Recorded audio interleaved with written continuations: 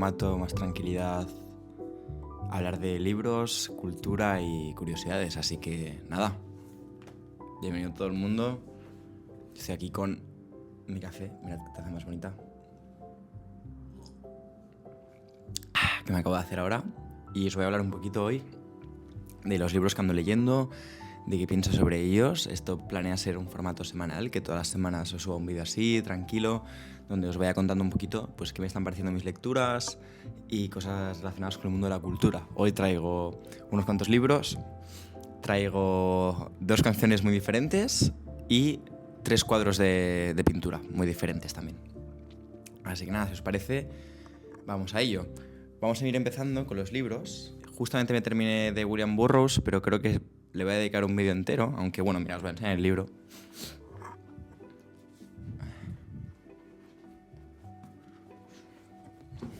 Es de esta edición de Anagrama, que esto que hacen como colecciones, que hacen los libros Compendium, se llama, y hacen como varios libros. La verdad es que es muy bonito, pero es un poco pesado de leer, en tanto que tener un tocho tan grande todo el rato, cuando son libros cortos en sí, es un poco extraño, ¿no? Entonces, tenerlo en cuenta. Yo siempre soy un poco precavido con los recopilatorios por estas cuestiones, tienen poca portabilidad. Entonces, de esos 3 me he leído Yonki y Queer, que me han parecido 2 librazos. Me ha gustado más Yonki que Queer. Y una cosa que aprecio mucho de Burroughs, que os quería comentar, es el estilo que tiene escribiendo, ¿no? Tiene una capacidad clínica de analizar las cosas, ¿no? ¿Qué susto me has pegado? Tiene una capacidad... No, tranqui, puedes. Tiene una capacidad clínica para observar las cosas y hacer como un análisis de la realidad que considero que es muy certero, muy interesante, y coge la posición del adicto, ¿no? Como un punto que filosóficamente diríamos que epistemológico, privilegiado para entender el conjunto de las relaciones sociales y cómo opera el mundo, ¿no? Es interesante ver cómo en Yonki hay la experiencia de un adicto a la heroína y cómo se expresa toda la vida en términos fisiológicos de el espaciamiento entre el síndrome de abstinencia y el consumo, y a través de eso hace una novela muy interesante. Pues si no lo sabéis, Yonki está dentro de, o sea, Burroughs está dentro de lo que se llama la Beat Generation, ¿no? Con Jack Kerouac, toda esta gente, ¿no? que hacen de repente una literatura muy experimental, norteamericana, y desde esa experiencia, ¿no? que podríamos decir hoy en día casi aceleracionista, la unión de lo intelectual, el consumo, la música, ¿no? Haciendo como una experiencia muy extrema. Entonces, Burroughs me gusta más que Kerouac, que lo que he leído, por cierto, por si os interesa saber. Una cosa que me gustó mucho, ¿no? Es como en Yonki hay esa experiencia, y en Queer hay otra experiencia, hay una experiencia de la homosexualidad reprimida, ¿no? Es muy interesante cómo aborda Burroughs, creo, la homosexualidad. Es un libro clave en ese sentido, opino. No he visto la adaptación de Gianluca, no la quiero ver. Tengo las imágenes que me gustan mucho de Queer y aprecio mucho el estilo literario de Burroughs.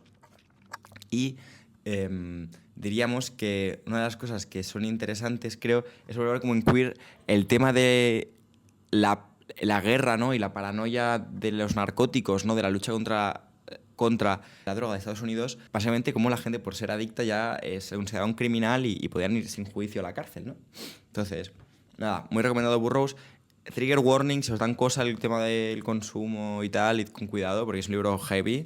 Tiene estas cosas, tiene este rollo, bueno, Burroughs es el escritor maldito, ya le dedicaré un vídeo. Pero tiene este punto de que te petas de risa y es muy macabro, y tiene un punto muy cínico, pero muy inteligente, pero muy contradictorio. Tiene este rollo como Hulebeckiano, pero a mi parecer más interesante porque no hay toda esa parte sobre la mujer heterosexual que da mucha pereza a veces, ¿no? Y entonces creo que está muy bien. Recomiendo por cierto muchísimo leer el prólogo escrito por el propio Burroughs a los 2 libros. Vale. ¿Qué ando leyendo ahora mismo? Ando leyendo Romanticismo, ¿vale? De Rudiger Safransky. ¿Por qué? Porque vi el libro y dije, venga, va, me lo llevo. Es ligero, me lo puedo poner en fácil, ¿no? Entonces, es un libro que recomiendo porque, como me leí el libro del escritor de Tiempo de Magos, que no me viene el nombre, y me reenganché mucho a la filosofía a través de esta filosofía que es medio histórica, medio historia, ¿no?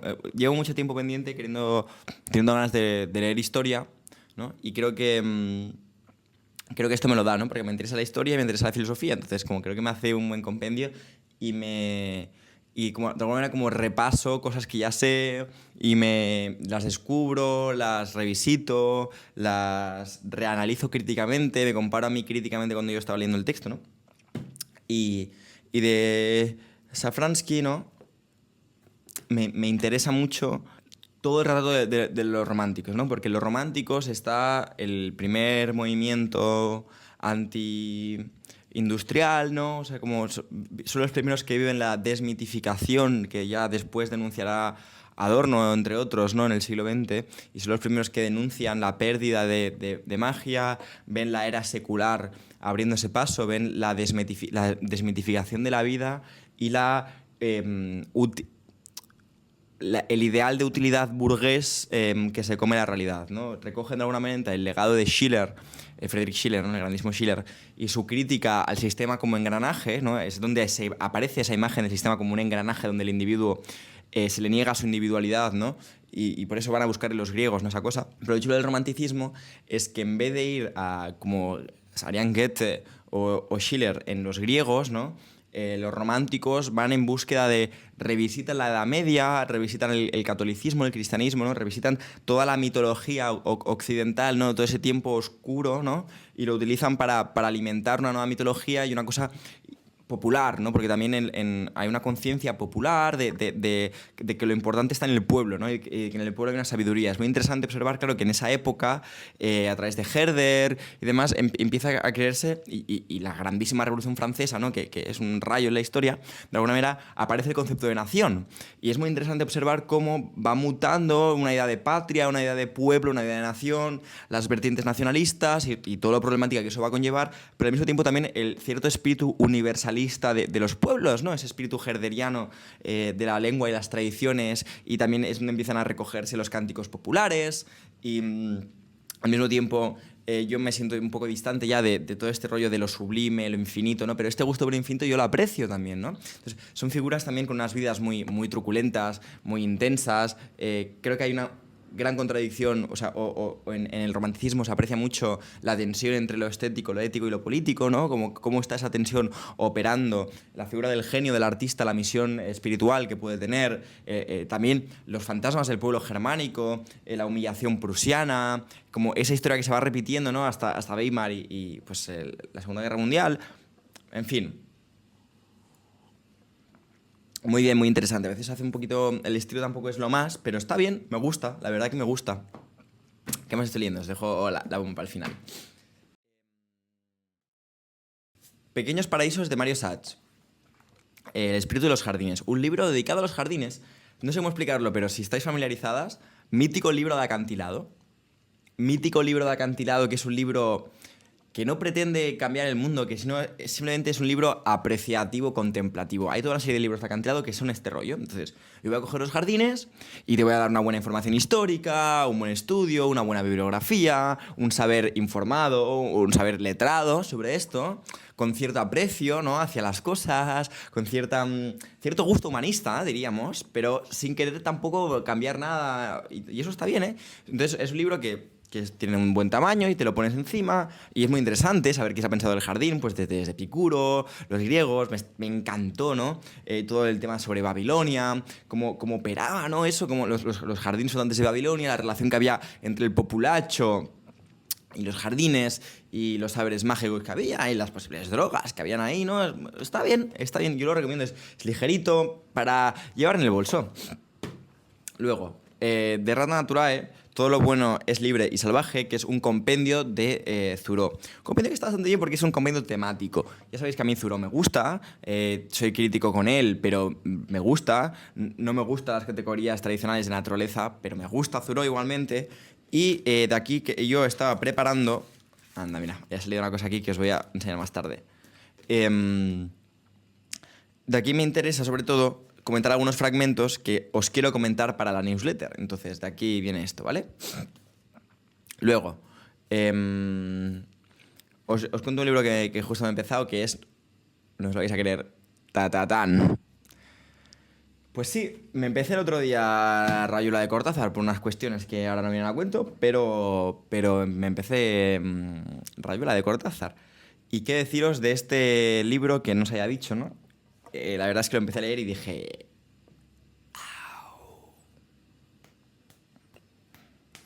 Tela marinera. O sea, conecto mucho con esto, ¿eh?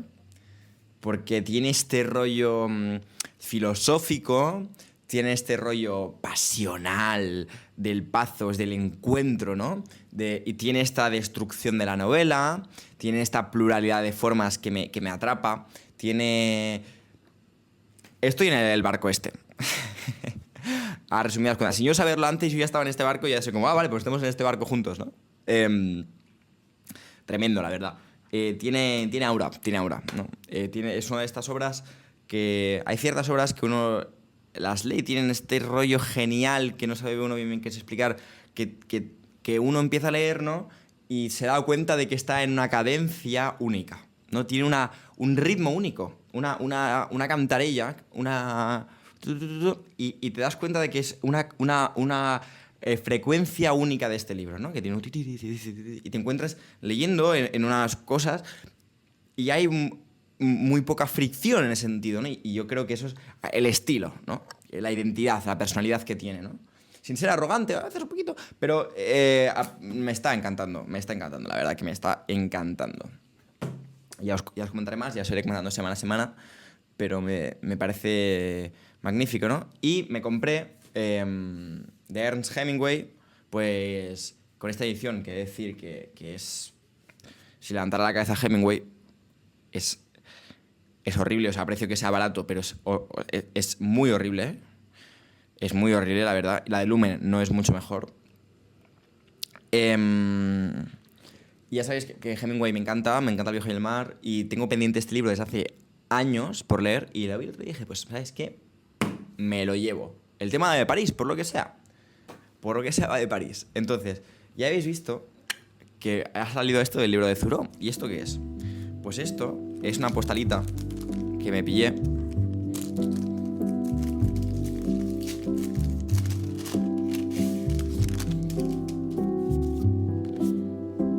en el Museo del Mauritius de La Haya, ¿no? Aquí tenemos de Johannes Morelse, que es un cuadro que me encantó. Está muy bien colocado encima de una esquina que es... Aquí está. Que se llama Demócrito, el filósofo risueño o riente, The Laughing Philosopher. Espectacular. Luego tenemos aquí, pues como no podía ser de otra manera, pues un Rembrandt. Aquí lo tenéis, mira. Mira qué bonito. No están los que yo quería, pero hoy, justamente, como estuve en La Haya, en el Mauritius, ¿no? Obviamente, Mauritius, Mauritania, pasado colonial, tal... Está abordado en el museo, se agradece eso, pero hay que recalcar la dimensión colonial de todo esto. Pues estuve en el museo y os quería recomendar 3 cuadros muy buenos de allí, sin contar obviamente La Perla, que es brutal. La Perla, yo mira, iba con pocas expectativas, pero ¿sabéis cuando veis un cuadro bueno de verdad, no? Bueno de verdad. Desde un punto de vista subjetivo puramente, ¿eh? Que tú lo ves y el cuadro te hace así. Y tú haces así. Y tiene una especie de gravedad propia que tú no puedes dejar de mirar.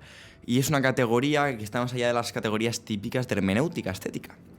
Ahí no hay un diálogo de... Ahí hay una otra cosa, ¿no? Una experiencia muy subjetiva, tampoco... No teorizaría sobre esto, ¿no? Yo, si teorizara, estaría más pues, como en la liga hermenéutica y toda la pesca.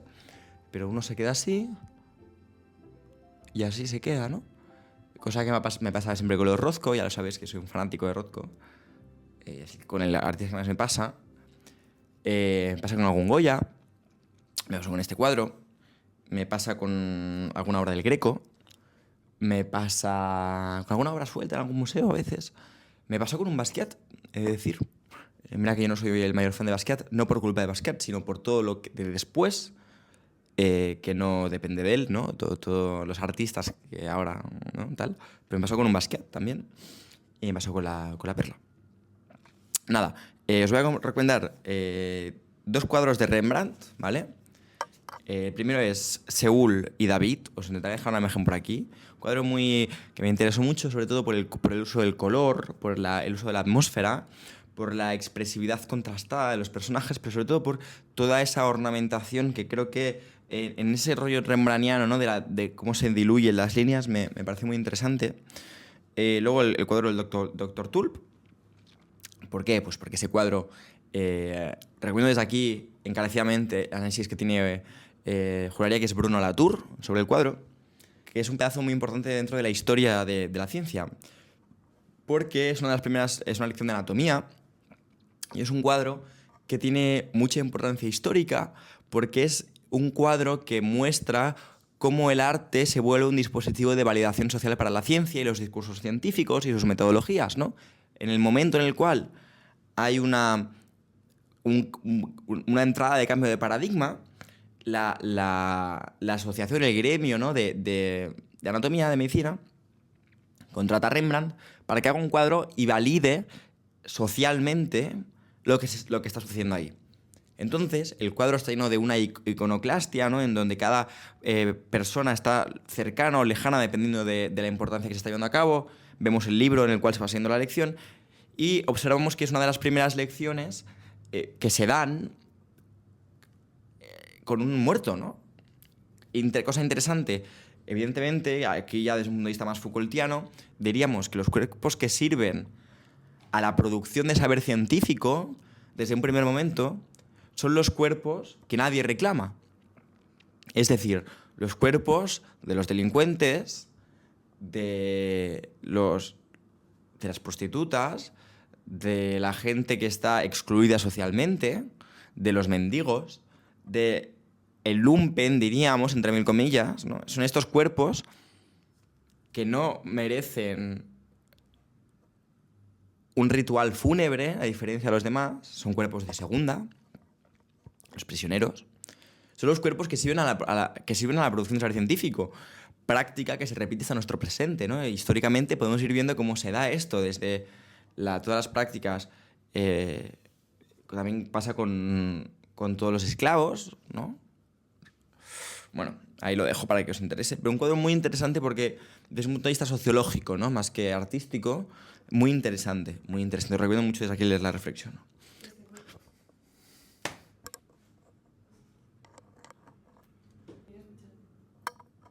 Yo creo que querías distraerme. Sí, quería distraerme. Y por último...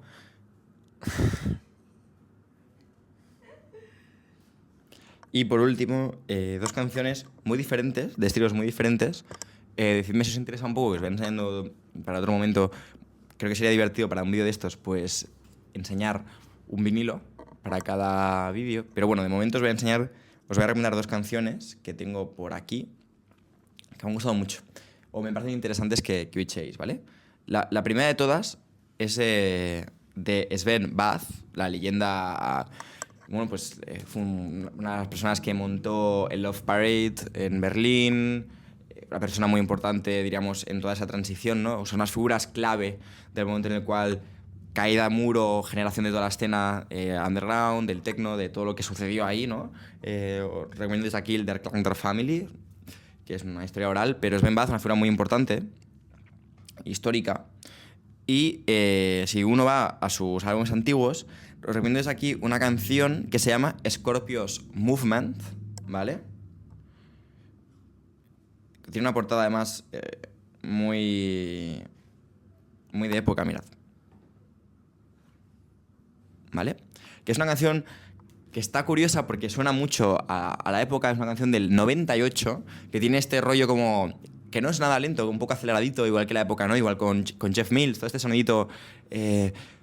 un punto noisy, muy de Roland, muy... con una producción muy poco pulida, muy poco nítido y reverb, sino muy noisy, pero es un poco la magia, ¿no? Muy raw. Pero Sven Bath tiene un rollo más... como de Cibotron, no sé cómo explicarlo, como más... juguetón, electrónico, ya se ve en la portada, que es menos mentaloso y más juguetero, ¿no? Como más de elementos así, como más sci-fi quizás, ¿no? pero muy, muy playful. Yo la verdad es que os recomiendo mucho. El álbum está bien, pero os recomiendo bastante la canción. Y luego, en otra línea muy diferente, os recomiendo Cancionera de Natalia Lafourcade. Si no conocéis a Natalia Lafourcade, dudo bastante que no la conozcáis, pero si no la conocéis, escuchadla. Escuchadla y escuchadla, ¿no? Es una mujer maravillosa.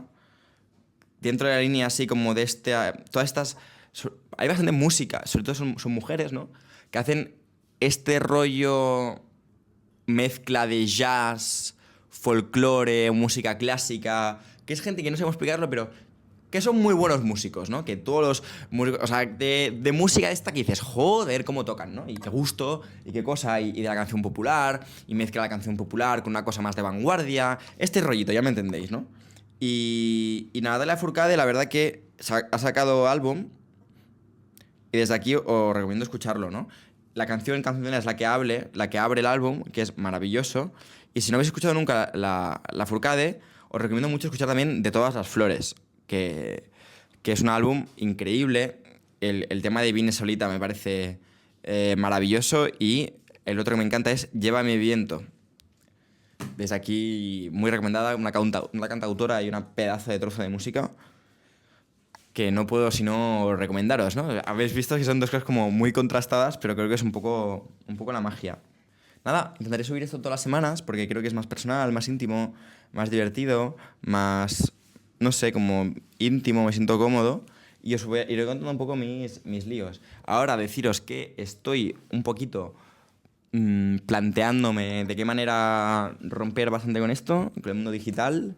Ya os iré contando, si os interesa más, dejadmelo en los comentarios. Y nada, os dejo otro vídeo por aquí de recomendaciones literarias. Un besito y chao, chao. Hasta la próxima. Bye, bye.